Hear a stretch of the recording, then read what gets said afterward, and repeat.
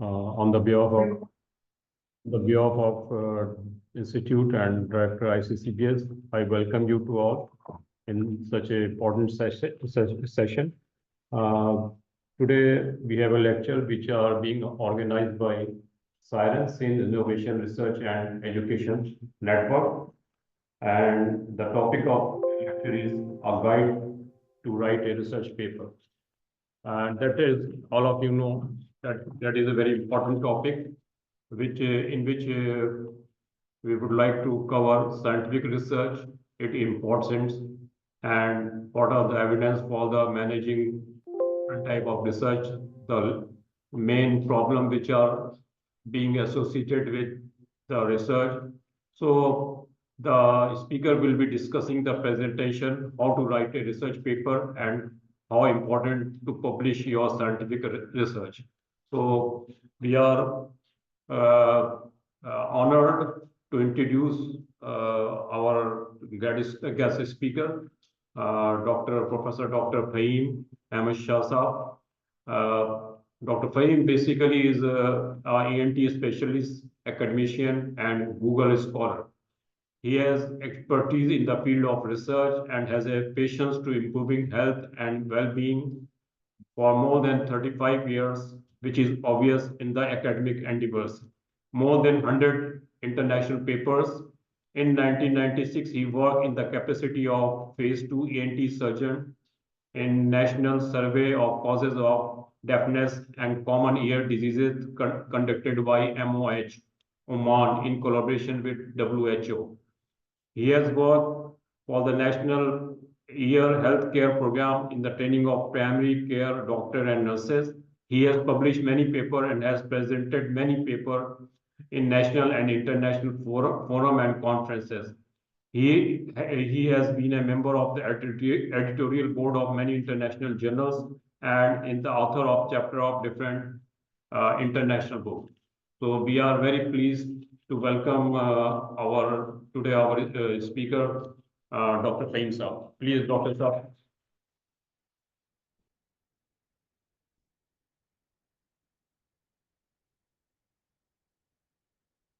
Thank you very much for the kind words.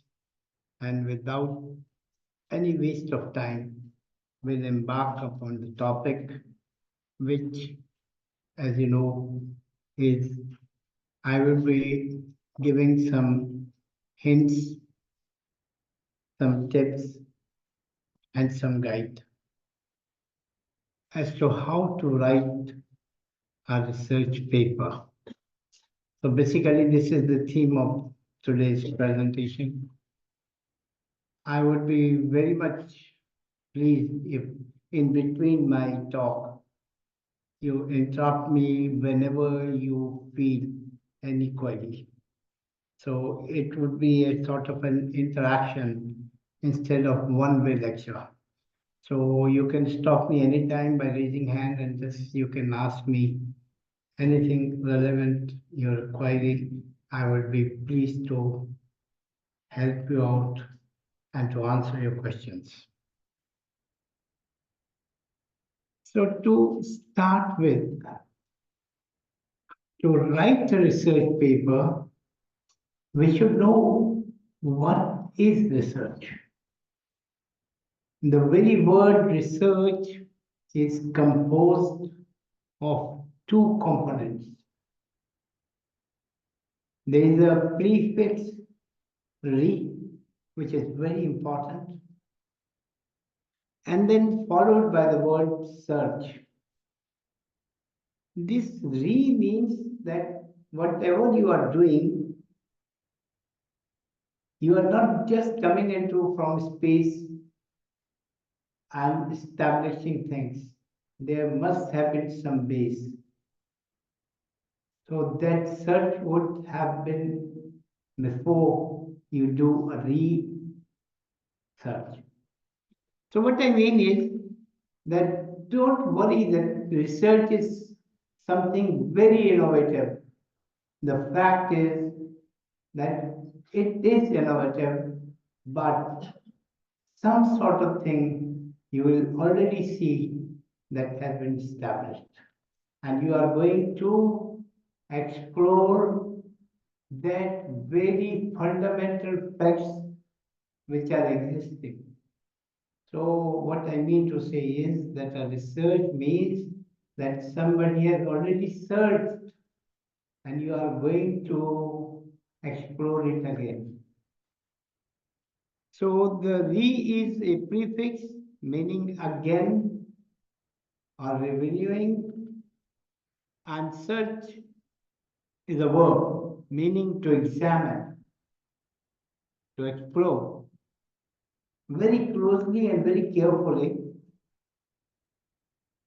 and it means to test and also it means to try.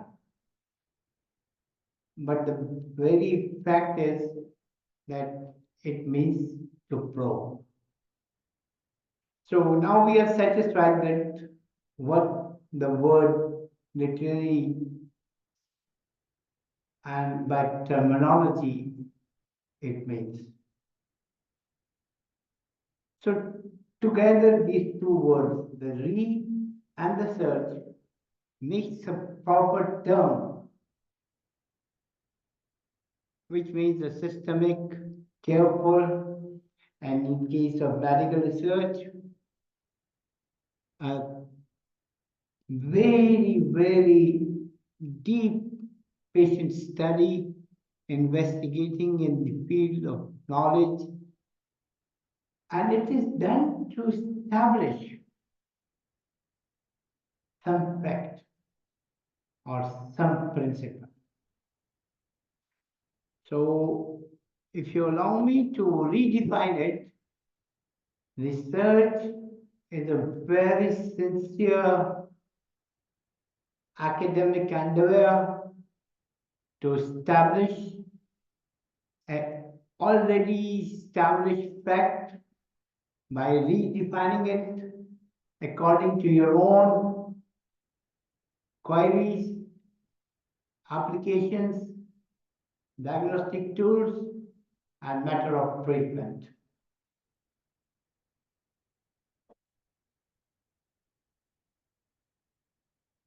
So, research is a quest. Do you know what is a quest? A thirst. Do you know what is a thirst? A passion, a dying desire. So, and it is for knowledge.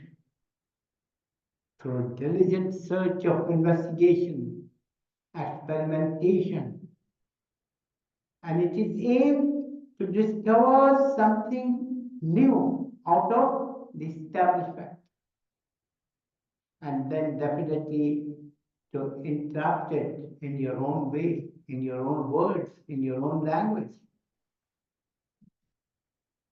Coming to the scientific method, it's a systemic body of procedure and techniques applied in carrying out investigations and experimentations, targeting. It has to have a target. Target means a definite object, a definite aim. So it is a serious matter.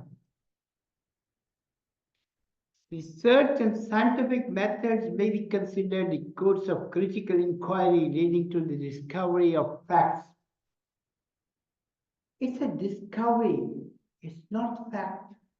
Facts are there, you are discovering them. And then the discovered fact you have to inform. You cannot keep it in your own way. It has to be established. And that is where you feel to write a research paper. Whether it is pertaining to a human health concern or a disease or a challenge, whatever.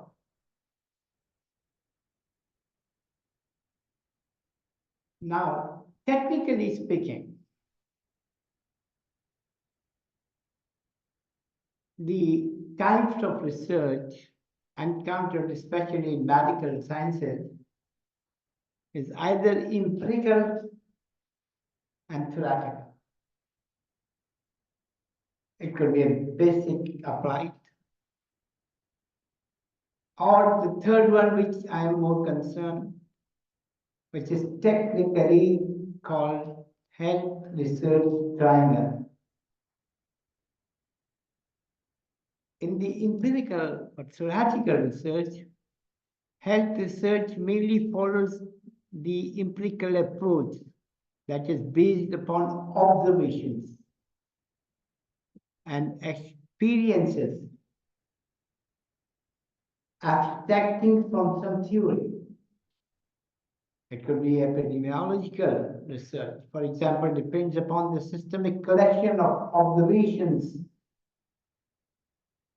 related to a common specific health phenomena of your interest.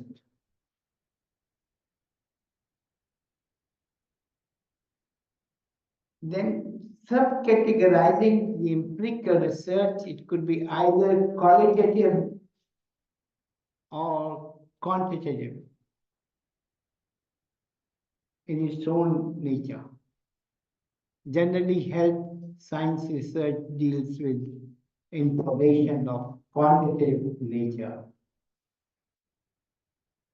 Basic, on the other hand, can be functionally divided into pure basic or applied. Basic research is usually considered to involve a search for knowledge without a defined goal, while applied research is problem-oriented and is directed towards the target of getting a solution of that existing problem.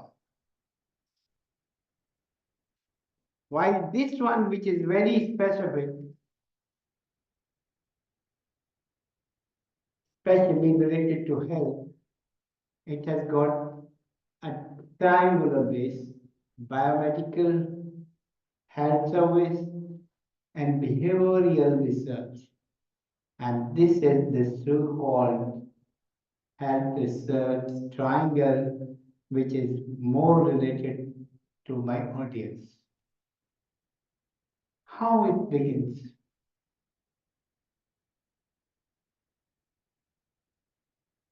It begins by observation. So a researcher has to have a very acute angle of observation. Things are there, people buy baths, but a researcher stops and minutely observe things, whether it's a matter of time, whether that person would agree that whatever he is observing is right or wrong. And that very thing is an instinct that is primarily present in human brain. It always starts with saying something, it happens so, then why it happens so? This why is very important. This is inquisitive. You should have always a set of mind asking why. And once you know why, the second step is how.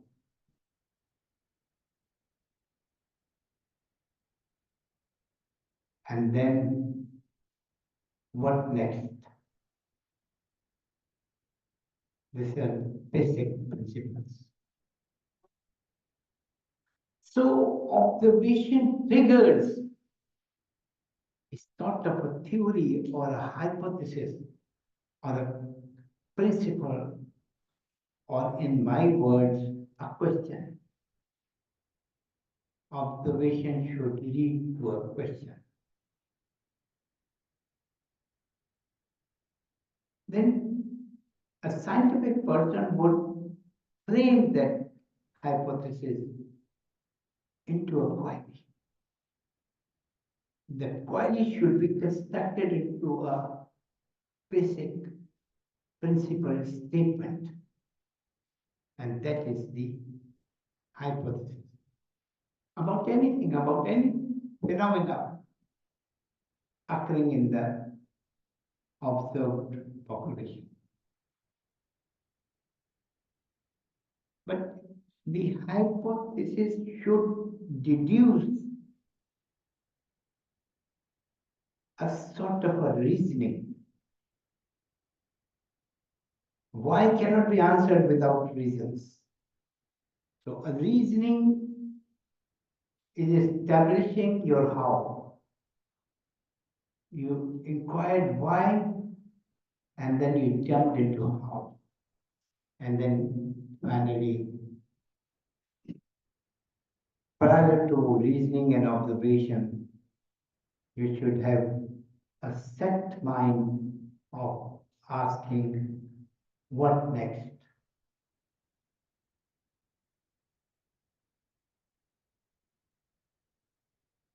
So, can I say that search, and for that matter, research, is nothing but inquiry, asking why? And a hypothesis, which is the fundamental tool for any search and especially in health research, is the generation of that very sentence coming out of your observation, resulting in a sort of a principal statement of hypothesis. And when it is tested, either it would identify most likely any cause of a disease, or it would change the set of the observation. You cannot just say that this is observed. You have to do something if you are against it. So that goes into what next. Then coming to our own topic, having defined search, types of search, basis of search, inquisitivity of your mind, once set up of all this, why should we write a paper then? We should write a paper because whatever you have done is not a waste. It's your day and night endeavor. It should be known to the world. Whether right or wrong, it's a matter of course of time. Things which are always new, they are always said to be wrong. But by due course of time, they become realities of our life. I'll give you, and I have given this example before.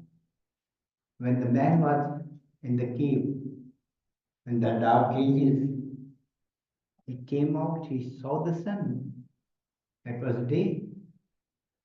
And when the sun set, it was dark, and the human mind was asking, where is the sun gone?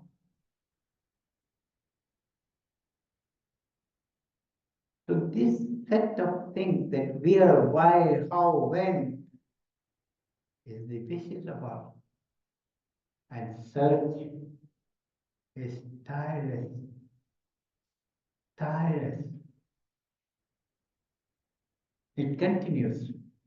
So the search you have conducted is obviously important, vital, very important. And it must be read by the widest possible readers. So it has to be established. How? By publishing. So I have given you the incentive now that why should we write a paper? And now we are coming to the topic, how to write. Do you agree that you have to write a paper? And before that, do you agree that you have to do a research? And do you agree that it is the basic inquisitivity of the mind? On the contrary, I would say it is the nature of human beings. So how to write a paper? Coming now to the topic. Fortunately, there are so many medical journals that your chance of not having the work published somewhere is very, very minimum. In our times, this was not the case. Plenty of opportunities for you. But nevertheless, the paper must be really constructed in the approved manner. And that is our topic, how to write. And it should be possibly to the highest possible standards.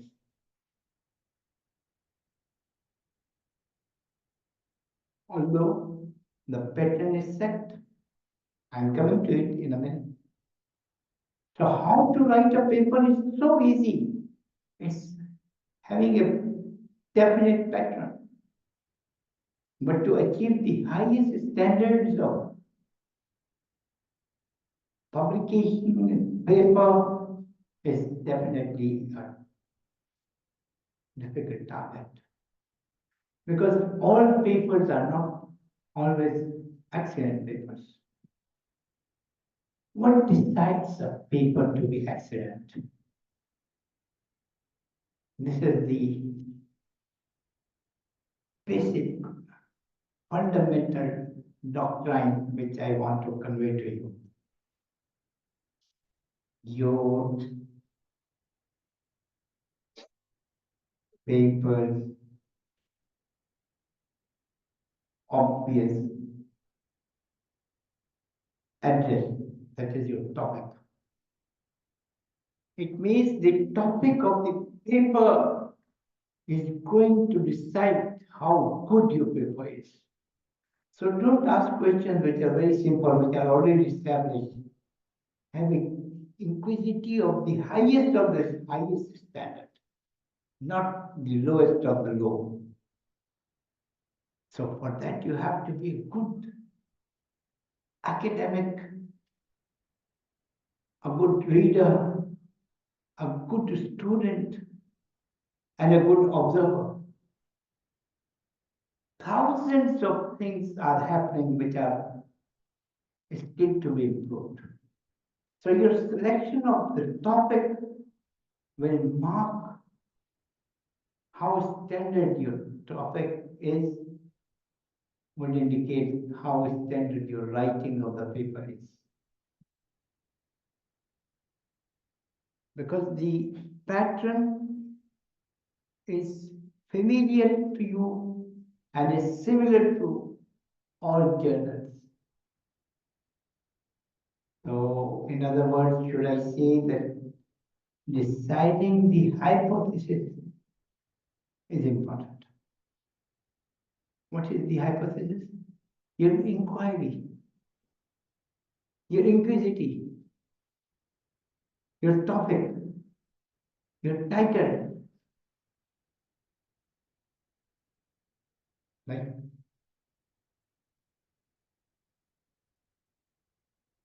What is your target? What is your aim? Why are you writing a paper?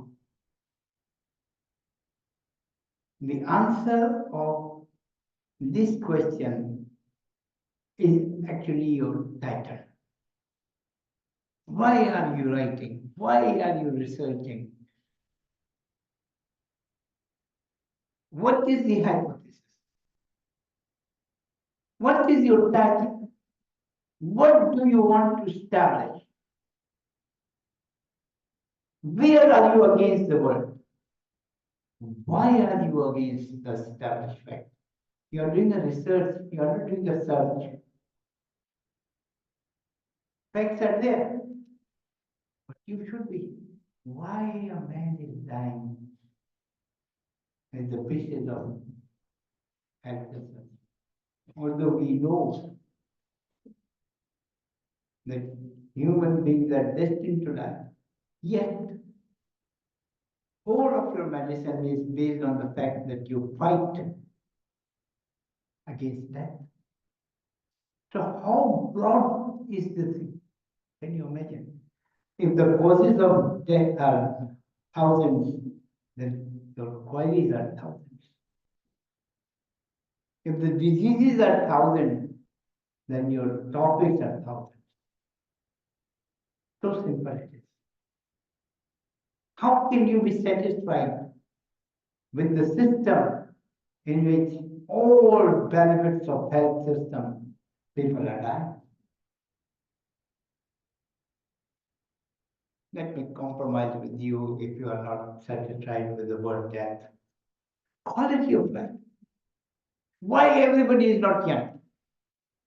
Why everybody is not powerful, healthy? Why people are having diseases? Such is a simple, fundamental thing, and you are all either sleeping, or you are not worried, or you are not motivated, or you are not even thinking to write a paper. Imagine. Search is tireless. You cannot sleep. How can you? If you claim to be a doctor, if you claim to be a medical person, how can you be satisfied? The diseases are offensive and you remain defensive. No, we should do something. This very attitude that we should do something is the basis, is your basis. The object of publishing a scientific paper is that you want to provide a document. Remember, document, and that too forever. So before writing a paper, you should be very conscious. Once it is published, whether you have not approved the mistakes or whether people will take out your mistakes, is your destiny. I tell you, it's your destiny. So how conscious we would be, and how conscious we should be, how vigilant we should be, how laborious and industrious we should be. So the object of publishing a scientific paper is that you provide a document. Should I say against yourself, in front of the whole world? But how beautiful it is that you are providing an information in this world of information technology. How great you are.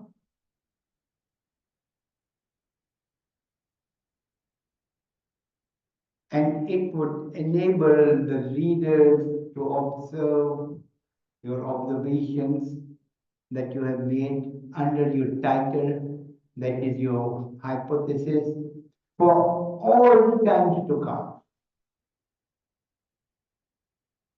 A published article is for all times, especially in this world now. Just writing your name, your paper would be. So how great it is. How glamorous. So it means that every member of my audience will definitely be now motivated to write a research paper. Fine. Let's see what are the golden rules. By golden rules, I mean basic rules. By basic, I mean inevitable. Without these rules, you cannot. Let's probe all of them one by one. Have a good question to be answered. Is a question good or bad? A question is a question. How can it be a good or a bad? So then what do I mean when I say have a good question? I tell you the answer. A good question is one which you can answer. And all those questions are bad which you cannot answer. Can you say this to your teacher? You cannot. But this is the fact. Even the topper, is a topper because of his luck. He is asked a question which he knows. So it means that your hypothesis should be really firm. It should be your bread and butter. It should be your passion. It should be in your interest. It should be one which you can deal with anytime. Even when you are sleeping, if that question is asked, you can answer. That much, I think. So you have to be specific. Everybody is not one who knows everything. You know what is the definition of a scholar? A one who knows a bit of everything. No, no, no, no, no. I tell you, a scholar is one who knows something about very thing in entire entity. Whole entity is known to him. Because this is specifically, it's a super specializations era. I cannot claim that I know everything, but I can claim that I know some topics and I know in depth. So your topic should be one. It should be a question which you know the most. That is what I am saying you. So you know what is a good question? Well, one which can be answered. So it means that we will stop because all of us know one question. If we are knowing it, we ask no. Innovation of the thing is that it should be daily changed. A question is good for you today, but tomorrow another question should be good for you. So it's a continuous process. You cannot stop.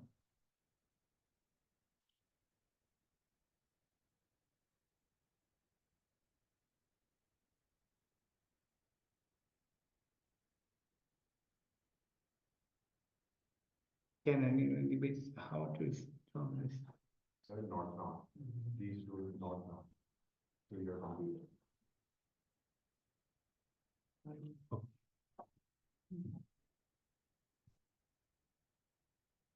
So, mouse. Thank you.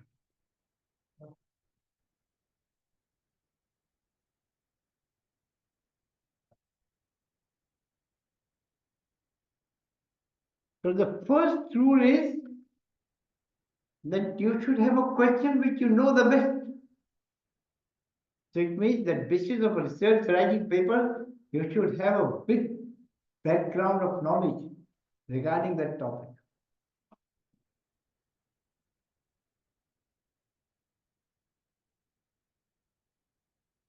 And then you should know where do you stand.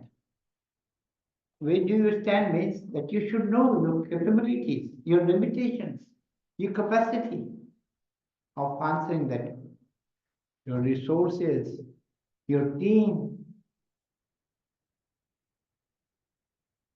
and the ground reality of your basis. Where do you stand? Where is your foot? Because you cannot embark on things which are beyond your control. So have a good question to be answered, ascertain your capacity to answer the question, and demonstrate evidence of need and opportunities for the work, because it's a teamwork. You cannot ask your supervisor to say something that I am going to do my research on the moon, where the fact is that even you don't have enough funds. So you have to be realistic. And also, it reminds me a joke, and I cannot avoid that because I want smiles on your faces. So time period is important. Time period. There was a research going on regarding a mosquito. People were actually waiting about 2 years after the researchers said, yes, we are doing a research. What is it? So we have taken a mosquito, snapped the wings of the mosquito, put on the slide, and after 2 years, we'll tell you what happened. And after again 2 years, people gathered, and he said, yes, we have done a search and a research on mosquito. After snatching the wings of the mosquito, we tried that the mosquito should fly. We told the mosquito, fly. Cannot, it means mosquito cannot hear. You understand? So your specificity, your result speaks of your research and also the time period. Structure of a scientific paper is by this acronym. By acronym, I mean abbreviation, which gives you a similarity of a word. And here it is, in raft. I stands for introduction, N stands for method,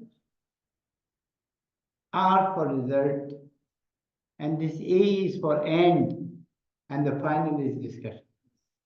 So jot it down. This is the basic structure of writing a paper or a scientific or a research paper. Okay. Let's elaborate each one. Introduction.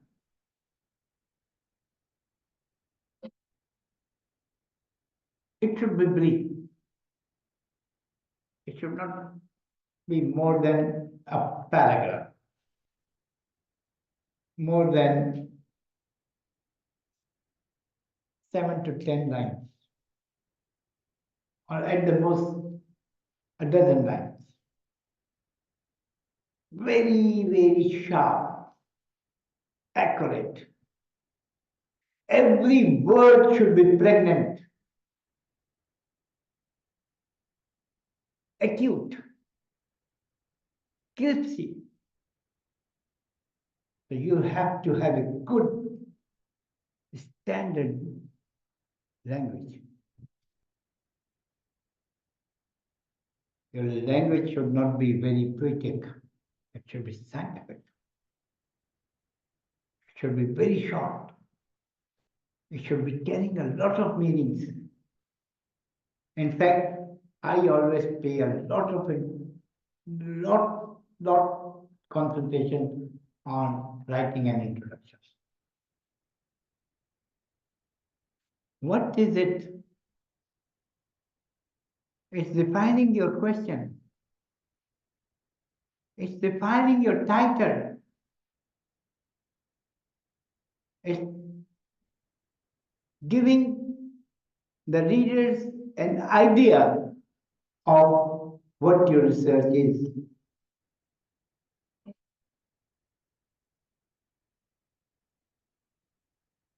Very selective words, very pregnant words, carrying a lot of meanings, accurate and short.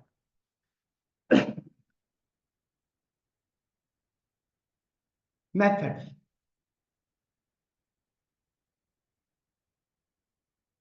How did you do? What was the way of your study?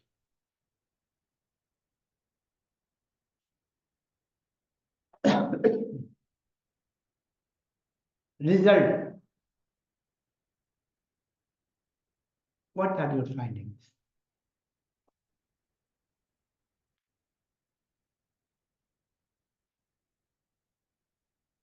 How you find it is method. What is your finding is your result. And the discussion part is describing your study. How did you do it?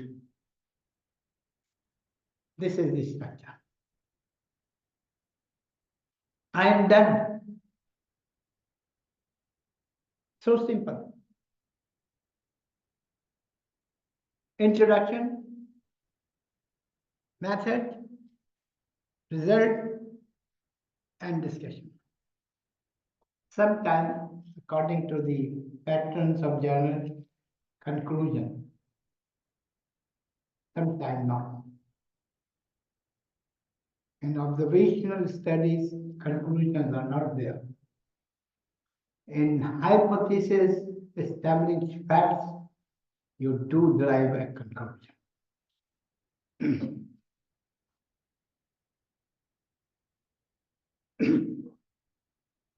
And for getting into it, to get your team, to get your assignment, you should have a reasonable justification. To get your things approved for your research, this slide is very important. Read it carefully. A researcher should justify his selection of the research problem to convince others about the importance of the problem and try to answer the following questions I am not telling you how to select your topic. Does the problem exist? To you, maybe this is a problem, to others it may not be a problem. You have to justify it and convince people, yes, this is the problem. And if it is a very concise problem affecting a simple group of people, then people may not be really convinced about it. So it should be broad-based problem, widespread. Is it vital or not? There are things which you can live with, whereas there are things which we cannot. They are inevitable to be solved. So the accuracy and the urgency and the emergency of the problem defines the justification. And whether it's broad spectrum only affecting some people, if only some people, maybe others are not interested. So it has to be global, or if not global, continental, or if not continental, country-wise, area-wise, depending on how big, broad-based your research work is.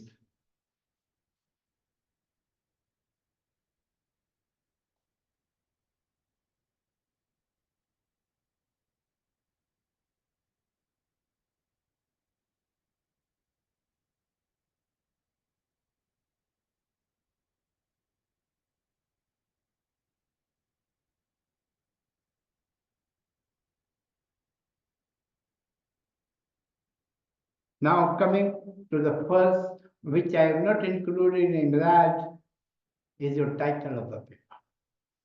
The fact is that that acronym has got a small lacuna. It has to cover the title also, because without a title there is no paper. So regarding the title of the paper, an observation or series of observation triggers the hypothesis. You have to have an observation, and then for that observation, you have to have a query, and that query will make your hypothesis or the topic of your research. When you say that you are undertaking a search or a research study to find answer to that question, you are implying that process. That process is the method.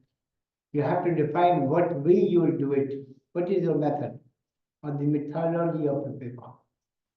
And then your question, now I should be brave enough to tell you now that your question, your query, your inquisitive is your pattern. You can yourself define a lot of your examples for that. But whatever is the question in your mind which you are going to answer is actually the hypothesis or the title of the paper. And after answering the question, what result you get, if you are publishing it as a fact, then that end, that you may be wrong. There are other people in future who will say that your paper, your research has got these advantages, these disadvantages. It's a process. You cannot say that whatever I have established today will remain. Theories are changing, hypotheses are changing. They have to be experimented. After experimentation, you get an inference, that is your result. But that result to be established needs, again, a published scientific paper is not the end. In fact, it's the beginning. It has to have critics. People will come, they will appreciate. Some people will come and they will not agree to your point. And ultimately, the process of research goes on. So don't be disheartened. You have done your job. Right?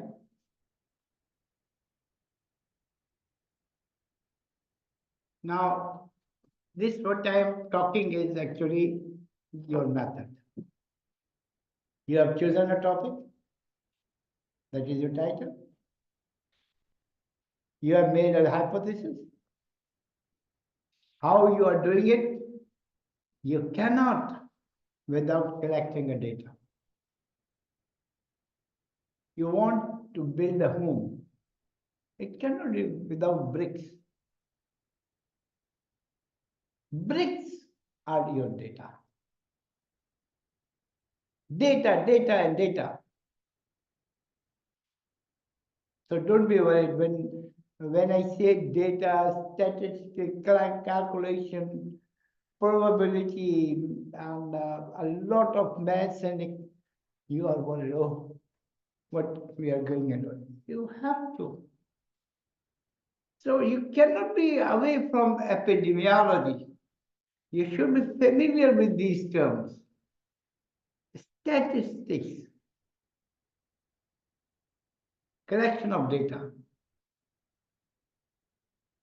You have gathered a lot of bricks, a lot of data, but you do not know how to analyze your data.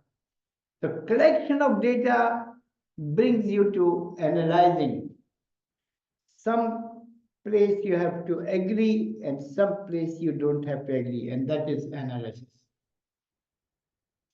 You cannot say that if somebody has said that, oh, in this population, 90% of the people, they are suffering from this. You collect the data and then you analyze whether it's true or not.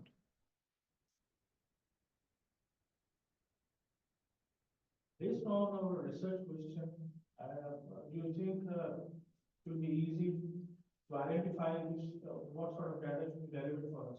Definitely. In this era, I say it's definitely not only easy, very easy. Because that is specific when you go to literature, the established literature, there are many people who have done already your work. It's very easy now. Yes, of course, a decade back or before you may be having some faith. But now with intelligence, artificial, they say what it's a misnomer. It's a misnomer. Artificial intelligence. Intelligence cannot be artificial. So because of a wide spectrum and computers, of course, I will answer yes. It's so simple. You can. And then after collecting the data and analyzing the data, you have to interpret your own way to establish a fact. So interpretation of the data collected is your scientific observations that are in figures now, that are in mathematical figures. In fact, now you are contributing to others for the collection of data. Isn't it? Then, once you interpret, not like that, that after having snagged the wings of the mosquito, and telling the mosquito to fly, the inference they made is that the mosquito cannot hear. So your collection of data should not be foolish, neither your analysis. And of course, your interpretation of data is very vital. It should be specific, concerned, and well-oriented. And it should be unbiased. You know what is bias and unbiased? I'll define it very simply. You should not be there as a person. Your personal feelings, your personal inclination, your personal interest should not be there. You should be a scientific person. Facts are this. These are the facts. These are the data. You don't want that data to be according to your own wish. You went in the population, you wanted to know how much is the prevalence of a disease. You wanted it to be 70%, it came out to be 30%, you are becoming biased. Now, establish 70%. Facts are to be taken as facts. No personal inclination. Like, to me, this is honesty in interpretation of the data is said to be unbiased. And drawing the conclusion is not only vital, but it should be oriented, targeted. You have collected something else, you are getting an inference something else, it's not scientific. A researcher should be scientific. Collection of the data should be unbiased. Whatever the results are should be honestly interpreted. And then finally, you should have the ability to say your inference in your own language, whether people like that or not. There should be no Western interest in any sort of collection.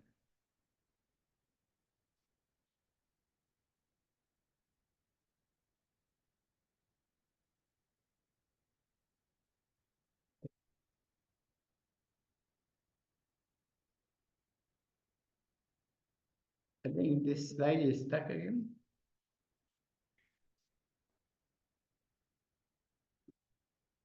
Up till now, any questions?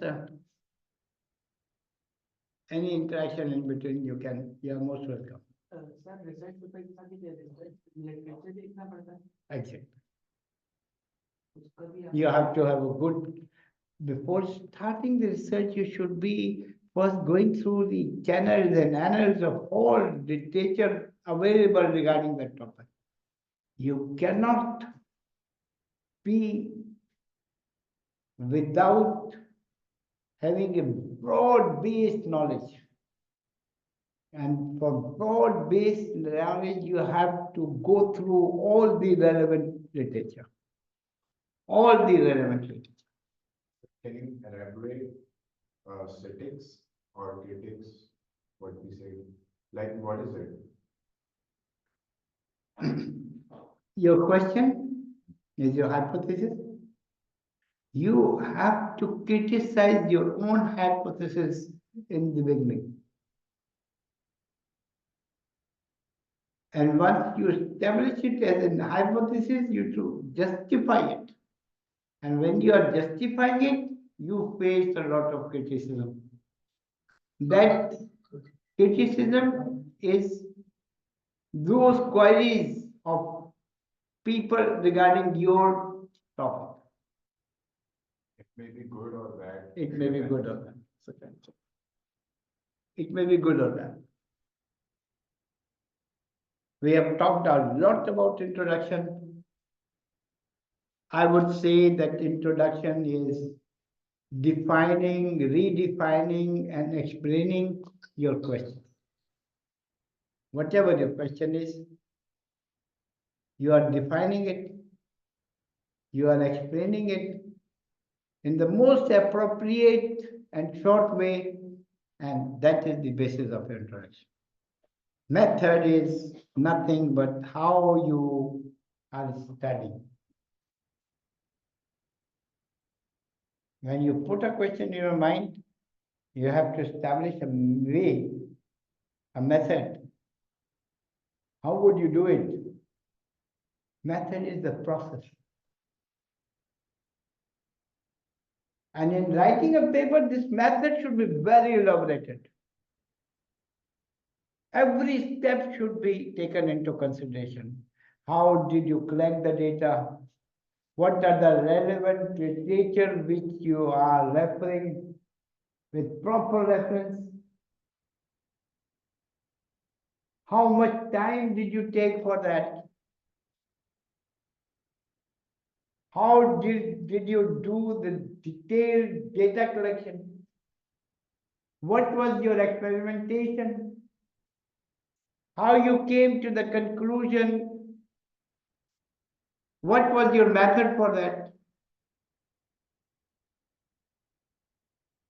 So the main purpose of the method section are to be describing and defining your way and method that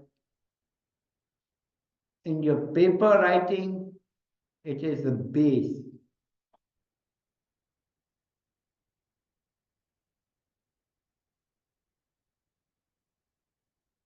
And now discussion. Discussion is the body of your paper. In discussion, you can give the negatives and the positives.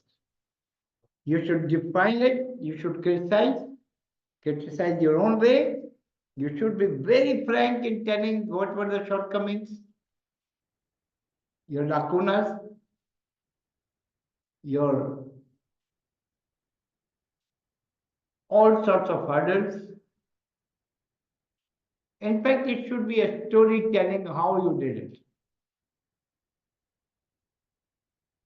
before coming to the inference.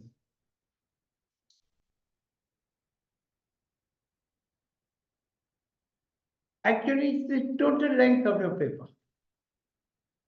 It's the body. The head and the tail is your title and conclusion. The body is this. So we would just repeat Imran, introduction, method, result, and finally the discussion. Now I'm giving you some hints. Many beginners in the initial stage, they find it difficult. An adequate discussion, before writing the proper discussion, you should have a small place where you should point out point-wise that what you are going to discuss. Point 1, point 2, point 3, point 4, point 5, point-wise, roughly, before embarking into the real discussion. So jotting out the points is important. And then those points which you have elaborated, you should summarize also in the same discussion. That is what your inference is, your result is. You can compare your result with previous researchers. That is established literature.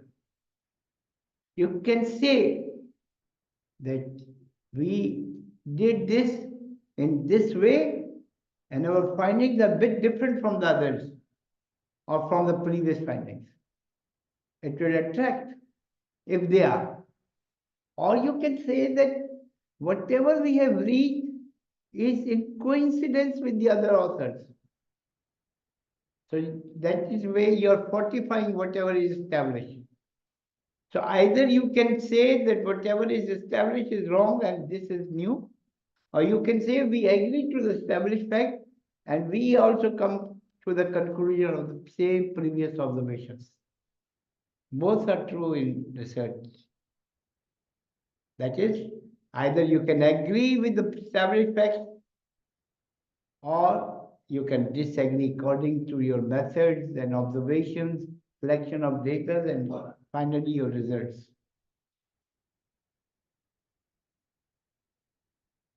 But I'll give you a golden rule.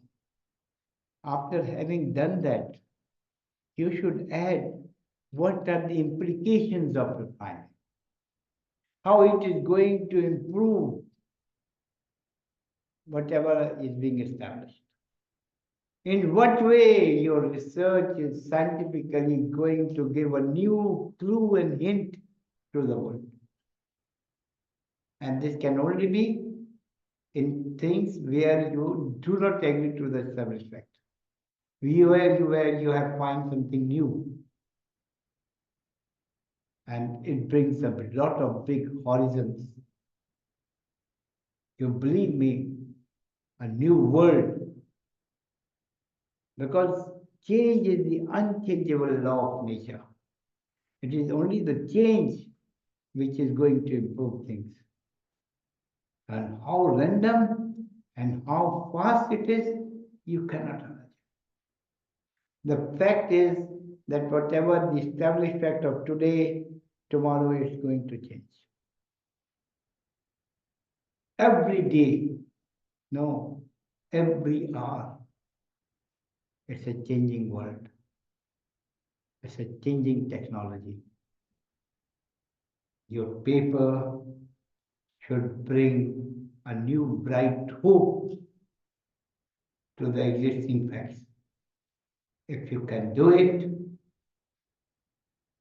glamour is yours, pleasure is yours.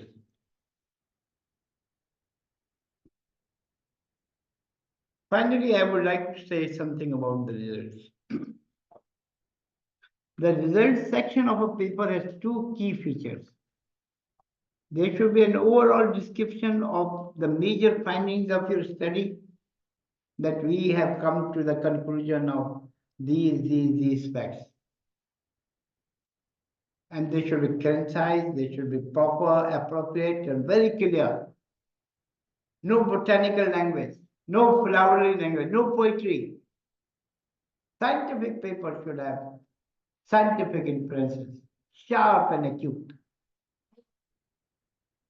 And here people make mistakes. They describe a lot of data. No, the reader now wants to know what is your result. We have already dealt in your methodology about it.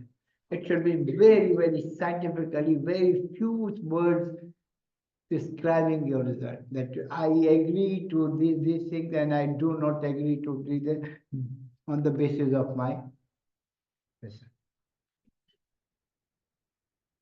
You should be very honest and clear and frank to say, I agree. And also, you should be frank and say, I do not agree to the system, the prevailing facts. And when you say this, that you do not agree, you should give an alternate. A good paper brings always a new innovation. And that is the gist.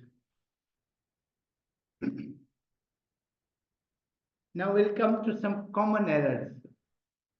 Why people write a paper, but they do not establish it, they do not publish it. Number one, sometimes it's happened so that they are so tired by making a lot of changes that ultimately they think themselves that, oh, it's not worth writing, it's not worth publishing. Don't do that. It's a common mistake. You should have a self-dignity and self-respect of your own work. How can it be possible that you have wasted a 3 years or 2 years lifetime of your own, and then suddenly you have thought that, oh, this is not worth publishing. In fact, what it is, it's a failure of your improvement. You are disheartened actually. You are tired now. And I tell you, I keep on saying, search is tireless. Thank God I did not say it's sleepless. But you believe me, for me it is sleepless. I can't sleep. If I'm writing a paper, there's no point that you can say, I'm tired, I'm sleepy, I'm. No. Every failure should bring a good energy to you. Okay, what's wrong in this? Oh, I will do it again. If your supervisor says, go and repeat 10 times, no problem. Because what you're getting is a big reward. So don't be tired. Don't reject yourself. Don't say that my paper is not worth publishing. In fact, you can say, I will improve it. Right? Let's see what are the common errors. So one is failure of publishing. They believe that your methods were beyond criticism is another big, I would say, a false belief. Criticism, as you asked, is to improve you. Don't get rejected. Neither you should have a sense of a better fight. Your reviewers are saying change the word, you change it. They're saying repeat it, you repeat it. What's wrong in it? What's wrong? Don't think that they are going to do this because they do not agree to your point. No, it's a matter of your presentation which needs improvement. Or I say reviewers are not your enemies. In fact, they are helping you out. Maybe you are not concise, you are not precise, you are not good in your language. And in this era now, I tell you one more thing is that don't copy and paste. One of the most challenging a person faces when he writes a paper is plagiarism. How to overcome it? You are collecting things from the literature. You copy and paste in your initial draft. But finally, what you are going to present is your language. Plagiarism is, should I tell you what I feel is? Eating a vomitus. I'm sorry to say, it's nasty.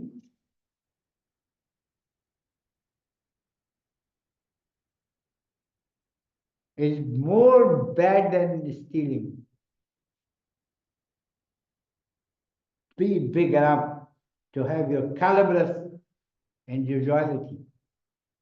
You should say, it's my work. Although in collecting you can do it. You cannot. Acquiring knowledge about the topic is through literature. But keep in mind from where you have got references should be specific. You should have 100 references, cut down to 20, 30, and finally when you are writing a paper, your reference should be not more than 6 to 7. This is how it works. You should cite your reference so that people should cite you. Don't be dishonest. Don't be shy. That is his work. Reference is citation. Right? Don't deceive. Don't deceive means don't deceive others. No, don't deceive yourself. First, you should be honest to your own self, then you can be honest to others.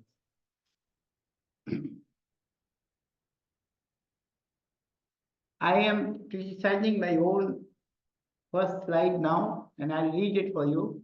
This very word, and I've told you before, is only a fundamental way to remember. Otherwise, it has some sorts of things like abstract is not there, and it's a must to give an abstract. Title is not there, and it is a must to give a title. Then similarly, references are not there, and you have to give references. Indexing your references is important. The way the journal wants the reference, it should be in that established fact. Otherwise, your paper is going to be rejected. So those specific things you should always keep in mind. Don't give a lot of list of references, because then it will mean that you have just collected a data from different. You have to be very choosy. Only those references where you agree and where you want to fortify your own way. Yes. Sir, most people have, like most researchers have 30+ citations. Yeah, that is the way people are doing it. But a crispy, good scientific paper should be having 7 to 8 or 9 references. And that will speak your originality of paper. Because although, say one, as you said, if there are 40 references, half of your discussion is with the references. What is your word? What is your contribution? So I am against that, and what I will guide you is that very choosy, confirmative, positive references in those which fortify your discussion and which you are agreeing to. Those references which you do not agree, you can omit, but change the words. Don't take the words. If you are referring, you should have the same words. But if you are not referring, then you can just change the word language, the words. Some people do paraphrase statements. Is it a plagiarism as well? Like a plagiarism? No. See, what is a paraphrase and what is a phrase? I'll tell you one thing. You want to say something. You yourself can say that very thing in different ways. Are you not paraphrasing your own self? You are. It is capability of your master of your language. I can speak, say I am going to say something. I should have 7 words to say that. It's my knowledge. It's my vocabulary. And putting that vocabulary into different ways is a paraphrasing. So paraphrasing is the beautification of your paper.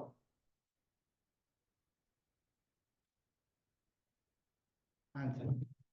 Very important. You must be very, very concise in ensuring that what way you are going to do and justify your question and how your research is. That is, I mean to say that you are here. You should know your ground realities, your sources. You have a beautiful question about something which is not in your hand. You cannot do a research. So limitations should be considered, sources should be considered, your way should be considered, your capability should be considered, your teamwork should be considered, and the ground reality is that where you are, it is paramount important. And finally, before you start any draft, you should have a roughly handling of it. You can repeat it. Ultimately, when you yourself are you are satisfied, only then you make it. So I mean to say that any drafting should be drafting, and final draft. Then this is important that those rough drafts don't throw in dustbin. Keep them also by numbering that this date I thought this is right. And then collecting the data, second day you may say, no, those were wrong. These are your own references. but don't throw a paper. Again, I have a question. A lot of this technology age, what people do is use a word processor to start writing a research paper, and then it's hard to review unless you. Yeah, you're right. What I will say is, don't delete it. Keep it in a folder. You write a folder according to the topic. Write topic, a folder. Rough papers. Don't discard them. But put the date. That this day I was of this view. And when you are reviewing and that you are not agreeing to that view, you are making your own references. This is the honesty of your paper. This is what you call is the stage-wise. And this stage-wise drafting will help you a lot in the beginning. Because I call them as blueprints. Don't lose them. Now I am open to your questions. If you use some literature article to paraphrase it or use the same words separately. If you are making it in your reference and you're numbering it, then no change of words. And in the reference, you should cite it. You number it, this was your reference, and at the end, you say this number accordingly this. I always think that it should be appreciable. It brings the honesty of your paper. So why different journals have different referencing styles? Yeah, because we are not coming to a universal way. And you know, this is regional. And also the policy of the journals. You are not going to change the policy of a journal for your paper. So what you do is that if you are selecting that your paper should be established in this journal, you should first read the journal and see the pattern of the journal. Your paper is likely to be rejected if you are again out of pattern. It is very important. Now the question I know is that it should be ultimately a universal sort of a thing. No, world is changing every day. And should I tell you something? Primarily, even the system of education is changing. As that question was. When I started writing paper, I used to have a lot of pen writing and rough page and my dustbin. Now your dustbin is in your computer. Now I don't want to say writing, folders. I am not saying delete, I am saying don't permanently delete. So the terminology is changed. When I was the beginner of writing, my language was not the same. I was never saying mouse, I was never saying this chip and all those. Pen was my pen. And it was holistic to me. By the time change, because technology is changing your life. Now there are at least 100 of tools of paraphrasing. But I don't like them. You paraphrase yourself. That needs a command of language. You should be choosing your own language. There are 100 of tools of grammatical check. But if you don't check grammar by yourself, no application or tool will help you. Yes, sir. Sir, could you please summarize this class in few words or phrase so that we can carry your words with ourselves to our whole life? Definitely I'll do it. Please. At the end, I will definitely do it. Let me face some more questions. What about the graphic pictures that are? Oh, that's a very good question. And deliberately, I did not touch it. But for that, what I would say is that you, at least all of you, should just go through statistics once again. because graphing, numerators, damping, figures, and all those things are so fundamental that I did not touch it, because all of you are PhD students, so that's why I did not touch it. But yeah, you have to. You have to refresh yourself. You have to really refresh yourself. Because right now, if I ask few even terms, many of you would have not even remembered. By the passage of time, you actually, and this is a blessing, because memory and loss of memory both are blessings. That's why you keep on refreshing yourself. Say, for example, if I ask you now what is incidence, if I ask you now what is specificity, if I ask you now what is standard deviation, those needs a real, and I am for it. Next, one of my basic lecture would be on the basic terminology of research work and biostatics, and that is probabilities. Even I am sure that if I raise this question only, that how would you define a probability, the very definition is changed. What is probability for you is not for me, and that is my query. Similarly, the specificity of a disease, the epidemiology of the disease, the incidence, the preposition, all are fundamental terminologies which should be always fresh in your mind while writing a paper. So if there is no question, I will just accede to your request. Yes, sir. I will ask, can we have a research with sort of a hypothesis, without a hypothesis, can there be a research, existing research?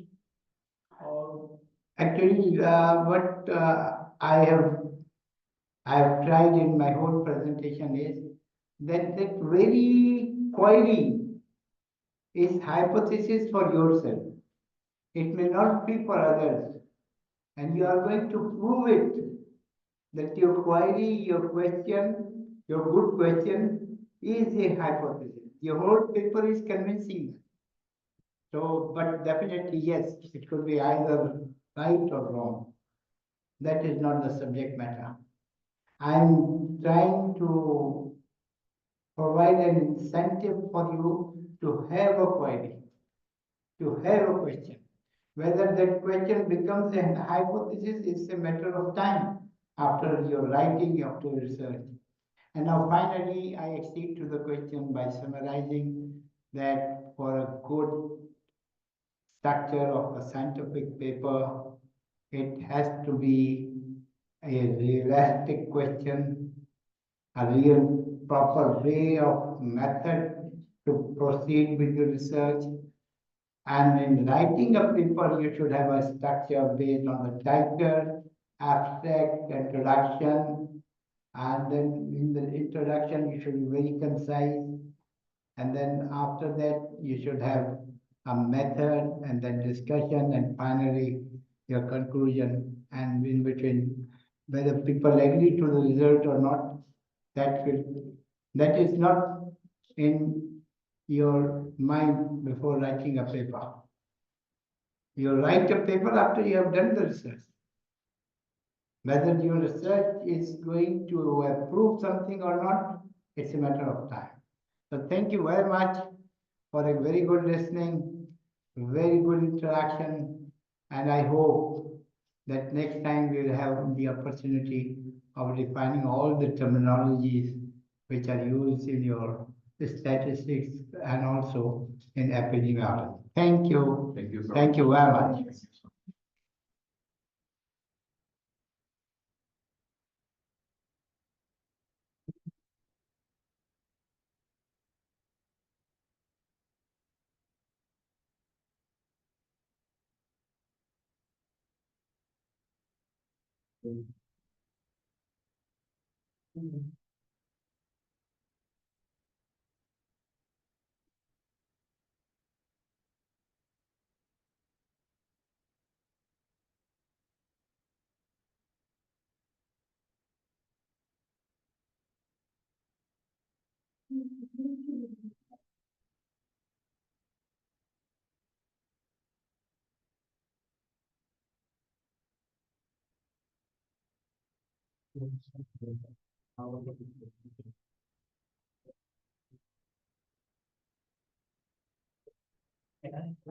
Access to.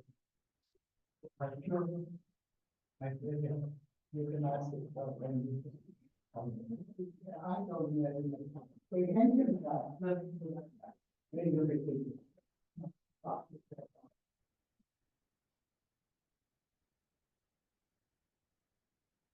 I.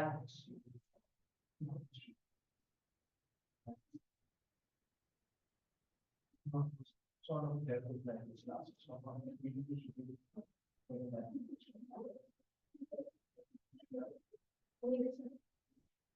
I do what of the finance.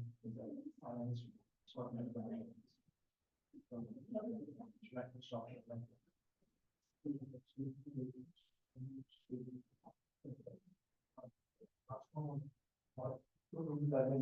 Ya kita online tu ya.